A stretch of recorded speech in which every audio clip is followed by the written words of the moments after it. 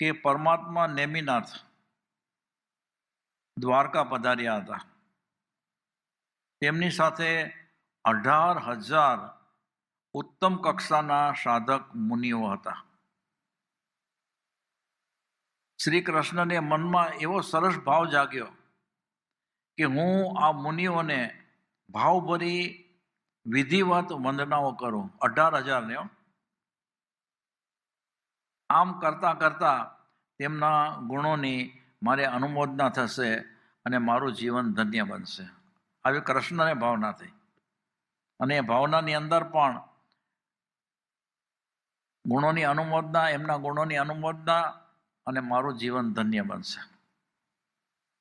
કૃષ્ણે ખૂબ ભાવ સાથે પંચાંગ પ્રણિપાતની વિધિ સાથે 18,000 સાધુઓને વંદન કર્યા.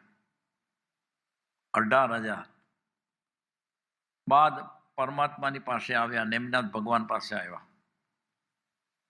તેમણે કહ્યું કે ભયાનક યુદ્ધો દીર્ઘકાળ સુધી ખેલતા જે થાક મને લાગ્યો નથી, તે થાક મુનિ વંદનાથી લાગી ગયો છે. પણ હા, મને અતિશય આનંદ થયો છે. શરીર તો થાક્યું છે, પણ મને અંદરથી ખૂબ આનંદ થયો છે.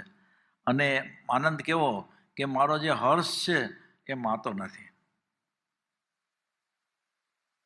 નેમિનાથ ભગવંતે કહ્યું, હવે આ સાંભળવા જેવું છે કે કૃષ્ણ, ભલે ખૂબ થાક લાગી ગયો, પણ તેના બદલામાં તને શું ફળ મળ્યું તેની તને ખબર નથી.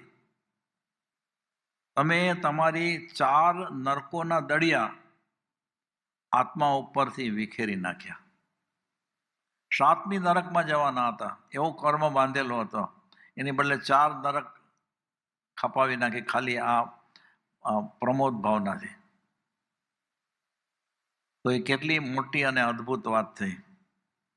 હવે આના પછી આ સાંભળી અને આશ્ચર્ય સહિત આનંદ પામેલા કૃષ્ણે કહ્યું કે તો ભગવાન, હું ફરીથી ઓલી 4 કાપી તો હવે 3 બાકી રહી ને, તો કે હું ફરીથી 18,000 મુનિઓને વંદન કરું, જેથી મારું તે અંગેનું બધું કર્મ ખપી જાય.